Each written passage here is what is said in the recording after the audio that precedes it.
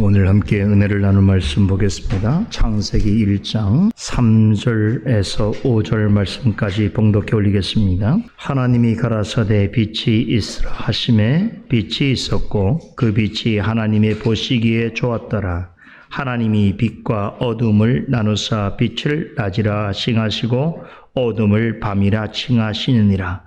저녁이 되며 아침이 되니 이는 첫째 날이니라. 아멘. 오늘부터 몇 주간 하나님께서 6일 동안 세상 만물을 창조하신 과정을 살펴보려 합니다. 성경은 참되고 유일한 절대자인 하나님이 태초에 만물을 창조하셨다는 담대하고 확신에 찬 선포로 시작합니다. 이어진 2절은 그 하나님이 만물을 창조하시기 이전에 그것을 담아둘 수 있는 공간으로서의 땅을 만드셨다라는 사실을 전합니다. 그런데 그때에 땅은 혼돈하고 공허하고 어둠이 깊은 상태에 있었습니다. 이 점은 20세기 과학자들이 발견한 가장 놀라운 업적 중 하나인 양자역학을 통해서 규명된 사실과 일치합니다.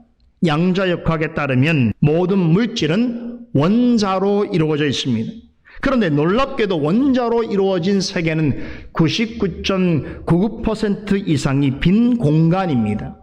예를 들어 사람으로 말하자면 사람도 원자로 구성이 되어 있는데 사람 안에 있는 원자의 빈 공간을 모두 제거해 버린다면 사람은 한 톨의 먼지가 될 것입니다. 원자론의 관점에서 본다면 사람은 거의 무에 가까운 존재입니다.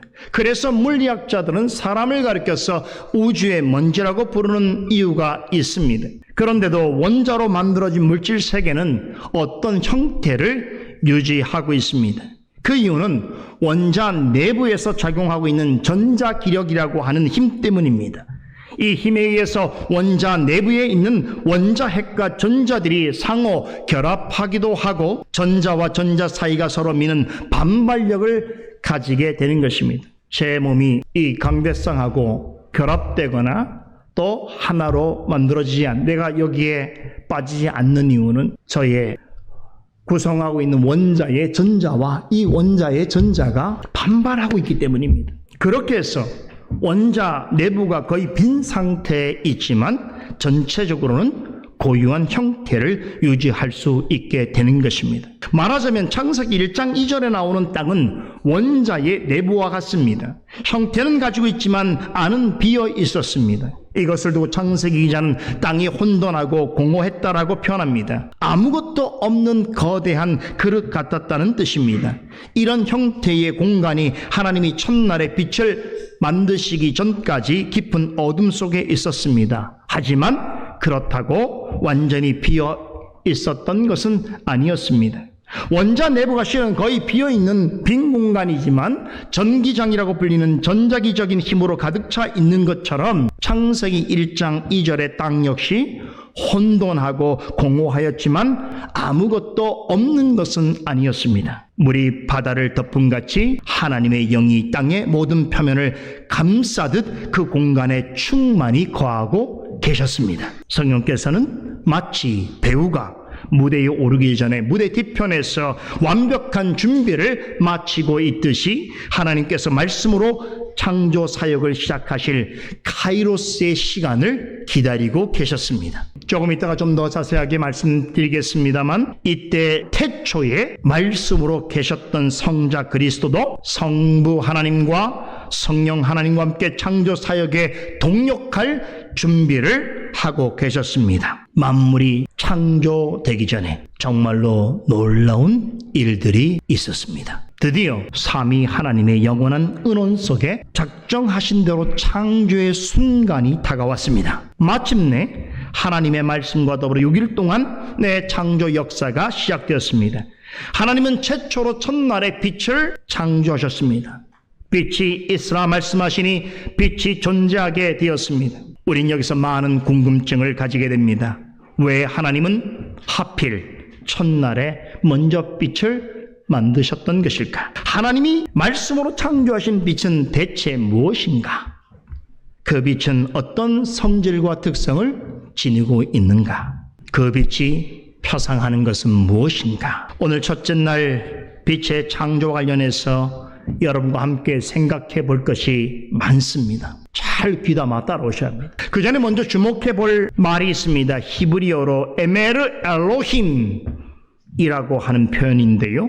우리말 성경에는 하나님이 가라사대 혹은 하나님이 이르시되라고 하는 말로 번역되어 있는 하나님이 말씀하셨다는 표현입니다. 이 표현은 창세기 1장에서 6일간의 창조 기사에만 무려 10번이나 계속적으로 반복해서 등장하고 있습니다. 자, 그런데요, 사실 하나님은 아무 말씀 없이도 만물을 만드실 수 있었습니다. 그렇지요? 굳이 말씀하지 않으셨어도 하늘과 땅이라고 하는 공간에 만물을 원하시는 대로 배치할 수 있으셨습니다. 그런데 중요한 것은 그렇게 하지 아니하셨다는 것입니다. 그리하는 대신에 직접 말씀하심으로써 만물을 창조하셨습니다. 질문해야 됩니다.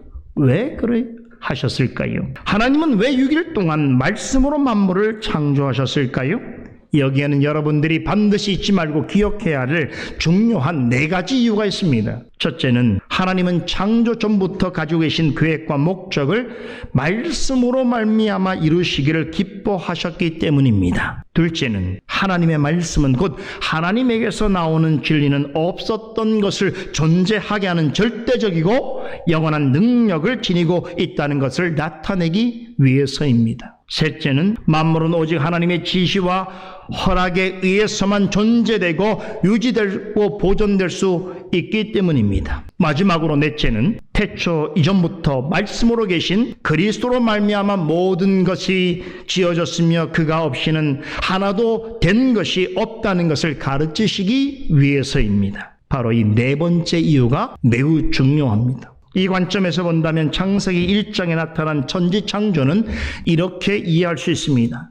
천지 만물을 창조하시려는 삼위 하나님의 궁극적인 뜻이 창세 전부터 말씀으로 계셨던 성자 하나님에 의하여서 실현되어진 역사다. 하나님이 만물을 창조하신 첫째 날에 처음으로 빛이 있으라라고 하신 말씀은 실은 삼위 중 제2위로 계신 예수 그리스도와 아주 밀접한 관련성을 갖고 있습니다. 이 점을 아주 분명하게 해명해 주는 신약 성경이 있습니다. 바로 요한복음입니다. 요한복음 1장 1절은 태초에 말씀이 계셨다라고 하는 심오한 선포로 시작됩니다. 이 말씀은 태초에 하나님이 천지를 창조하시냐고 하는 창세기 1장 1절의 말씀과 쌍벽을 이루는 대단히 중요한 말씀입니다. 사도 요한은 창세기 1장 1절에 천지를 창조하신 하나님을 요한복음 1장 1절에서는 말씀이라고 해석합니다. 그러면서 이어지는 구절에서 이 말씀은 하나님과 함께 계셨으며 말씀은 곧 하나님이시니라 라고 좀 더 자세한 설명을 덧붙입니다. 그러니까 사도 요한의 해설을 따르면 창세기 1장 1절에 언급된 하나님은 태초부터 하나님과 함께 말씀으로 계신 하나님이십니다. 곧 성자 하나님 예수 그리스도를 가리킵니다. 이렇게 사도 요한은 창세기 1장 3절에 나오는 하나님이 가라사대 혹은 하나님이 이르시되라고 하는 말은 태초부터 말씀으로 계셨던 예수 그리스도와 관련되어 있다는 매우 중대한 사실을 전해주고 있습니다.